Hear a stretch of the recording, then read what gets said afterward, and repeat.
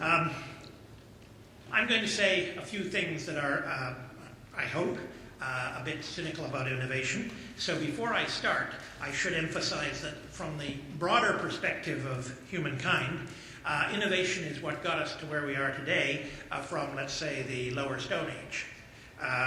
The discovery that you can do some really nifty things by banging a couple of pieces of flint together was pretty fundamental to getting us started down the road towards what we now regard, rightly or wrongly, as civilization. And the chain of events from there is really quite extraordinary. Innovation then is really fundamental to how we behave, how we think of ourselves as humans. So I want to be clear that I'm not a total Luddite. On the other hand, people who have thought fairly hard about innovation in the broader sense, rather than just sort of what are the amazingly nifty things we can do with small pieces of flint and small pieces of electronics, have emphasized its sort of two-faced nature. And I guess I'm particularly influenced here by the work of Tad Homer Dixon, who I think is still at the University of Toronto in Peace and Conflict Studies, who has a sort of a neo-Malthusian view of human history, in which human environments tend to deteriorate over time. First of all, we overpopulate them, and secondly, we use up most of the resources, and thirdly, the climate shifts around on us, perhaps this time because of our own doing, but in the past 110,000 years on its own, and those shifts tend to be negative. They tend to create problems that we have to overcome, and the point of innovation is to try to, human ingenuity has to find ways of working around the deterioration of our general environment. And humans so far have been extraordinarily good at this, but many of you will have heard of the Neanderthals, who hung around for about 100,000 years, apparently remarkably successfully, and the current thinking is that the level of fluctuation in the climates finally just got to them. There used to be two earlier theories. One is that they interbred with the Cro-Magnons, i.e. us, and that gave rise to some speculation about the genetic background of many of the peoples of Europe, but that's apparently now been settled. They didn't make love, and apparently they didn't make war either. We didn't exterminate the Neanderthals, but they just failed to cope. They failed to mobilize enough ingenuity to innovate sufficiently to survive climatic fluctuations. That has a curious echo, doesn't it? But point is, ingenuity, innovation, absolutely critical. However, as Homer Dixon makes clear, that's why he's in peace and conflict studies, innovation can take the form not necessarily of figuring out how to deal with the external threats that the environment is posing, but simply how to eat your neighbor's lunch. And so you have the sort of the other side of the innovation coin, which is clever ways of doing in your neighbor, and these tend to lead to arms races and other things that are not really terribly productive in the broader scheme of things, but they may be advantageous to you. In other words, advantageous innovation can simply take the form of being disadvantageous to somebody else. And that, I think, is fairly critical when we start thinking about innovation in healthcare finance, because the conflicts of interest are fundamental in all healthcare financing systems. They're not, yes, there are problems of incentives going wrong that Jim Balsillie mentioned this morning in the U.S. environment. The incentives in the U.S. environment are just extraordinarily bad, and that's why you have such an extraordinarily bad system. It's by a large margin the least efficient healthcare system in the world, and we're all watching with, some of us with horror as to what's going on down there at the moment, and it all has to do with a bizarre set of conflicting interests. But the point, I guess, that you need to keep clear is, although the Americans do things uniquely badly, and therefore generate uniquely large amounts of money for the clever and the fortunate, nonetheless, the conflicts of interest in every healthcare system are broadly similar. And the reason why innovation in healthcare financing is so difficult is precisely because there are these very clear conflicting interests involved. And what happens is that old ideas keep coming back and back and back, that people are constantly picking up an old idea for how to innovate in healthcare finance, give it a new coat of paint, give it a fancy new name, say, "Ooh, I'm innovating." No, you're not. You're just picking up an old idea and trying to sell it again. So when you look at the healthcare system and say, gee, it's really resistant to innovation. And the reason for that is that a lot of those things aren't innovations at all. They're just exploded old ideas that a number of my colleagues and I have come to label zombies. Ideas that are intellectually dead, but you can't seem to get them to stay buried because somebody is always digging them up again and pretending that they've discovered something new. Now, I'm going to try to get by with one slide. Did it come up? It did.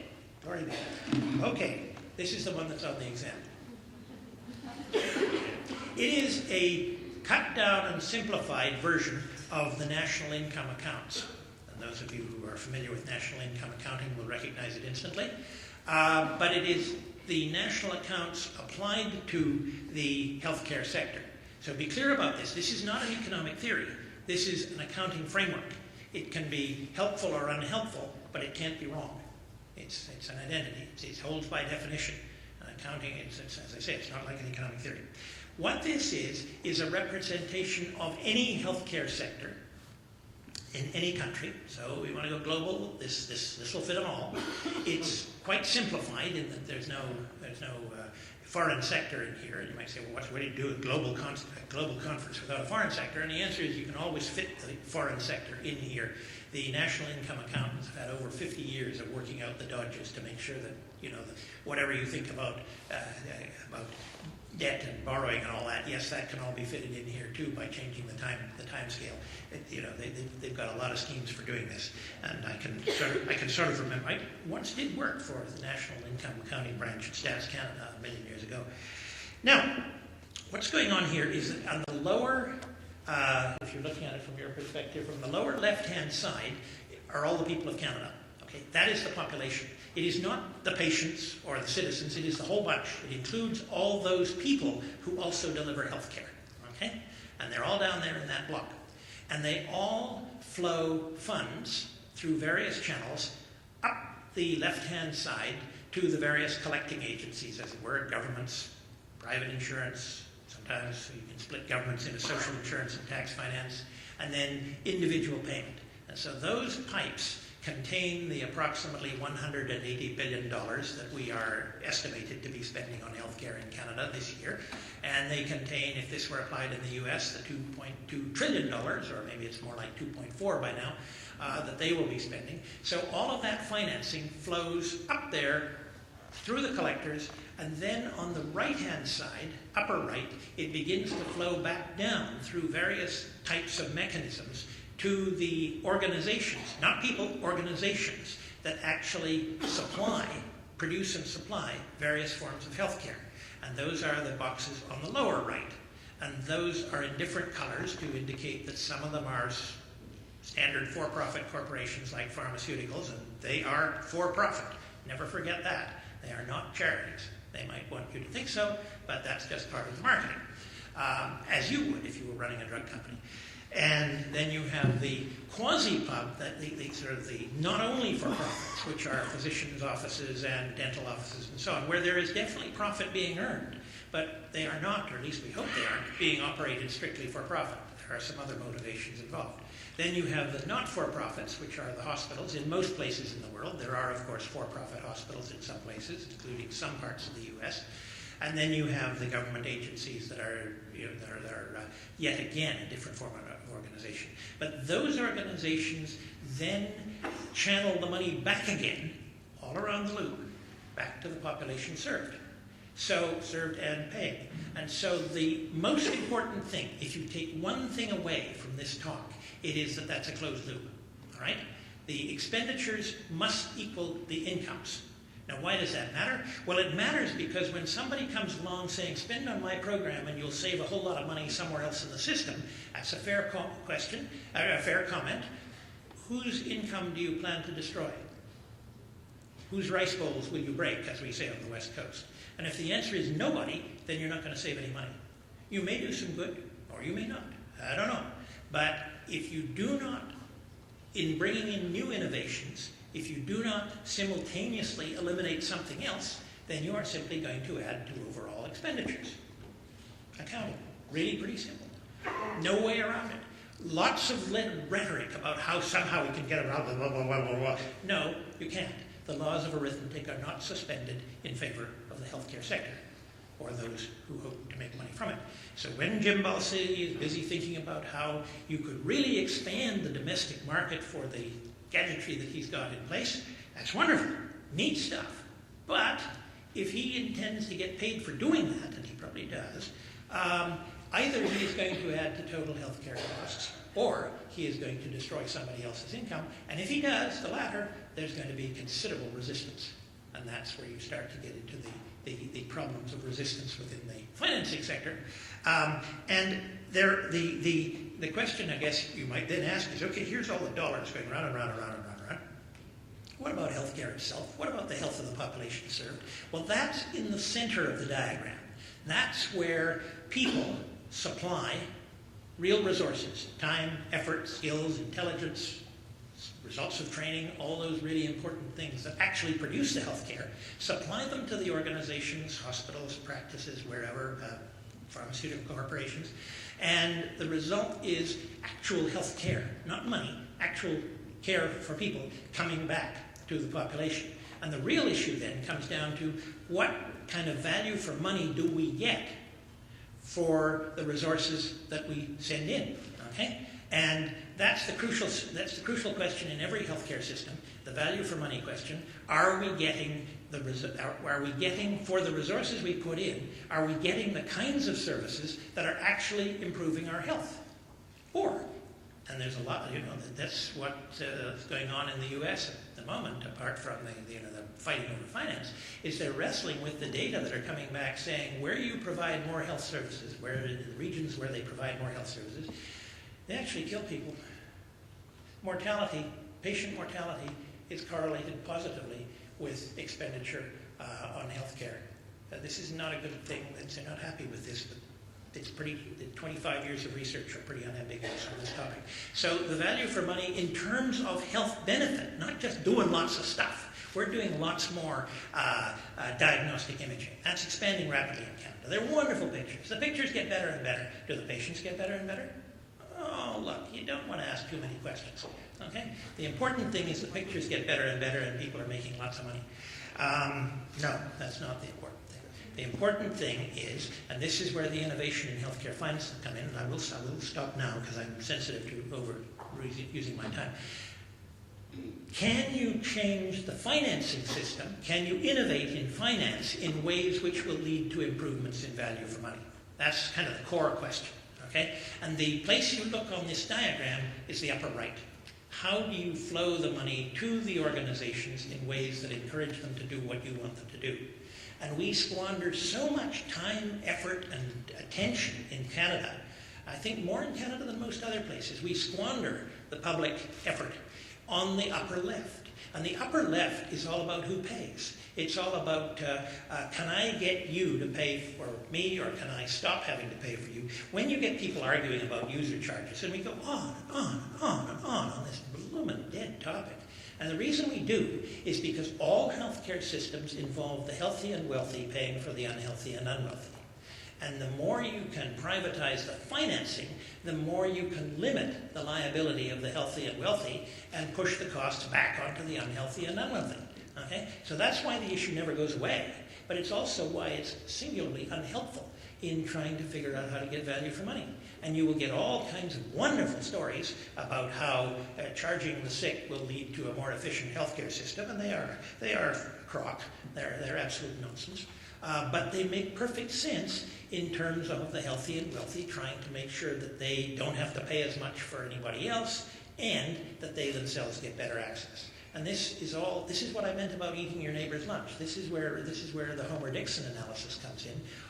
Lots of innovation in ways of trying to eat somebody else's lunch rather than in trying to figure out how to deal with the central problem of value for money in the system as a whole. And that's probably enough. I think that's, I used 15 minutes. I'm not doing Jim, you're keeping time. I've got a couple more minutes. Okay, what else do I want to do on there? The discussion of privatization, therefore, has two components, really. One is private payment, and that's the upper left, and that's all about but markets are really good at responding to the needs and desires of people who have a lot of money, okay? And they're not really so hot if you don't. Now, if our public objective, if what we want our healthcare system to do is to make people healthier, then responding to the needs and desires of the people who have money is not a good way of doing it. It's a lousy way of doing it. And the Americans have gotten themselves into terrible trouble because they're trying to do both. They're trying to run a market system in trying to use a market system to meet a sort of a broader social objective. It doesn't work, but it's very expensive. One American economist, now deceased, once said, you can make the lion lie down with the lamb, but you'd better have a good supply of lambs.